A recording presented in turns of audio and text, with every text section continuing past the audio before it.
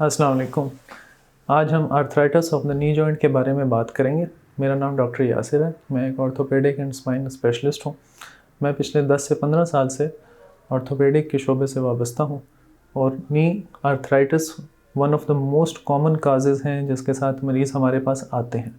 बहुत जवानी में यंग पेशेंट्स ट्रॉमा की हिस्ट्री के साथ वो भी नी पेन के साथ आते हैं। इसी तरह विद एज जो ओल्ड पेशेंट है या जीरियाटिक एज ग्रुप है उसमें भी बेतहाशा पेशेंट हमारे पास घुटनों के दर्द या सूजन की वजह से आते हैं। नी आर्थराइटिस क्या है?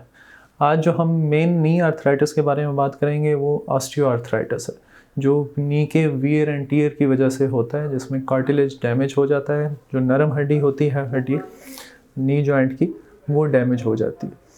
मुख्तलिफ़ टाइप के आर्थराइटिस हैं, उनमें इन्फ्लेमेटरी काजेज़ भी होती हैं और नॉन इन्फ्लेमेटरी भी, लेकिन आज का क्योंकि टॉपिक हमारा ऑस्टियो आर्थराइटिस से मुतल्लिक है तो इसलिए हम खाली कार्टिलेज, इसकी वियर टियर, इसकी अलामात और इसकी चंद एक ट्रीटमेंट ऑप्शंस के बारे में बात करेंगे। नी आर्थराइटिस डेवलप कब करता है? नी आर्थराइटिस डेवलप करता है जब घुटने के अराउंड जो नरम हड्डी जिसको कार्टिलेज कहते हैं वो डैमेज होना शुरू हो जाती है।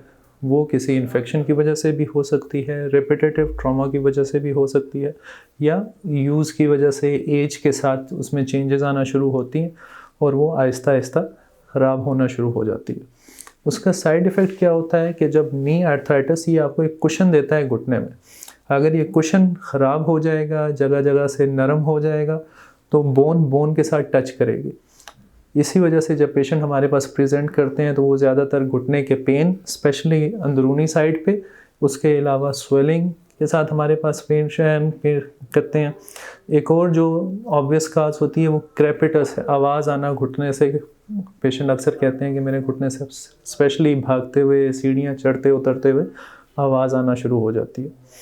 जो चंद एक अलामात इसके अलावा हैं जो कि ज़्यादातर ओल्ड एज से मुंसलिक हैं, उसमें घुटने की फुल एक्सटेंशन या घुटने का पूरा सीधा ना होना है, टांग का टेढ़ापन है, जो पाँव है वो अंदर या बाहर की तरफ थोड़ा सा मुड़ना शुरू हो जाता है, बजाय इसके कि वो स्ट्रेट हो जैसे कि एक यंग पेशेंट में होता है। इसकी वजह से पेशेंट का पेन होता है, उनकी डेली एक्टिविटी मुतासिर होती है, वो रोज़मर्रा के काम करने में उनको तकलीफ़ होती है। स्पेशली हमारी पॉपुलेशन में नमाज नीचे बैठ के पढ़ना उनके लिए बड़ा दुश्वार हो जाता है, नीचे बैठ के खाना खाना, वॉशरूम यूज़ इस्तेमाल करना, ये सारी वो एक्टिविटी हैं जो हमने रोज़ाना करनी होती हैं और उसमें उनको बहुत ज़्यादा तकलीफ़ होती है। इसके लिए जब हमारे पास पेशेंट आता है हम उसके मुख्तलिफ़ टेस्ट करते हैं, क्लिनिकल एग्ज़ामिनेशन करते हैं, उनसे हिस्ट्री लेते हैं और एक्सरेस करवाते हैं। एक्सरे एक बहुत अच्छी इन्वेस्टिगेशन है जो कि हमें फ़ौरी तौर पे एक आइडिया दे देती है कि अगर आर्थराइटिस है तो वो किस ग्रेड का है। क्या वो डैमेज मामूली नौइयत का है, क्या वो डैमेज ज़्यादा बढ़ चुका है, मॉडरेट लेवल का है, या इंतहाई सीवियर है कि जिसमें घुटने का जोड़ बिल्कुल ख़त्म हो चुका है या उसके दरमियान गैप बिल्कुल ख़त्म हो चुका है। और जो अलामात हमें एक्सरेज पे नज़र आती हैं उनमें बोन स्पर्स बनना या एक्स्ट्रा हड्डी बनना, हड्डी की चोंचें बनना, बोन की अलाइनमेंट का चेंज होना, स्वेलिंग होना, ऑस्टियोपीनिया होना, हड्डी का कमज़ोर होना, उसके अलावा सिस्ट्स बन जाती हैं घुटने के अंदर। ये सारी वो मुख्तलिफ़ अलामात हैं जो कि हम एक्सरेज में देखते हैं। अब अगर हम बात करें इसके ट्रीटमेंट की तो माइल्ड जो आर्थराइटिस है जो कि यंगिश पेशेंट में ज़्यादातर होता है, उसके लिए main treatment option activity modification और एनएसिड्स में टैबलेट्स हैं। Non steroidal anti inflammatory medications short term के लिए यूज़ कराई जाती हैं, उनको एक्टिविटी मॉडिफिकेशन एक्सरसाइजेस बताई जाती हैं। जो मॉडरेट ऑस्टियो आर्थराइटिस है उसकी मुख्तलिफ़ ट्रीटमेंट ऑप्शंस हैं। इसका मतलब ये है कि कोई एक भी ऐसी नहीं है जिसे हम कहें कि ये 100% उसका इलाज है। कुछ पेशेंट्स को एक तरह का ट्रीटमेंट सूट करता है, कुछ पेशेंट्स को मुख्तलिफ़ तरह का ट्रीटमेंट सूट करता है। जो ट्रीटमेंट की स्टार्टिंग लाइन है वो मेडिकेशन से हम शुरू करते हैं, उनको टैबलेट्स दी जाती हैं। उसके अलावा वेट रिडक्शन पे काम करना बहुत ज़रूरी होता है। फिजियोथेरेपी मॉडरेट ऑस्टियोआर्थराइटिस में बहुत ज़्यादा इफ़ेक्टिव है ताकि मसल अपनी स्ट्रेंथ लें और बोन के ऊपर वज़न कम पड़े। इसके अलावा घुटने के अंदर इंजेक्शन मुख्तलिफ़ तरह के लगाए जाते हैं, उसमें जो सबसे ज़्यादा कॉमन हमारे यहाँ यूज़ होते हैं वो स्टेरॉयड के इंजेक्शंस हैं, जो कि एंटी इन्फ्लेमेटरी है। घुटने के अंदर सोजन या शदीद किस्म का जो नौयत का पेन होता है उसको कम करने में काफ़ी मददगार साबित होता है। इसके अलावा विस्को सपोर्टिव्स या विस्को सप्लीमेंट्री इंजेक्शन, जिसमें हाइलिन इंजेक्शंस वगैरह हैं, वो इस्तेमाल किए जा सकते हैं। उसके अलावा PRP थेरेपी और स्टेम सेल थेरेपी भी आजकल काफ़ी पॉपुलर हुई भी हैं। लेकिन इनमें से कोई एक ट्रीटमेंट भी मुकम्मल इलाज नहीं है, और ये सारे ट्रीटमेंट ऑप्शंस जो इस्तेमाल होते हैं ये बेसिकली पेन के ट्रीटमेंट के लिए हैं। कार्टिलेज रिपेयर के लिए अभी तक हमारे पास कोई ऐसा तरीका नहीं आया कि हम उसको रिवर्स कर सकें।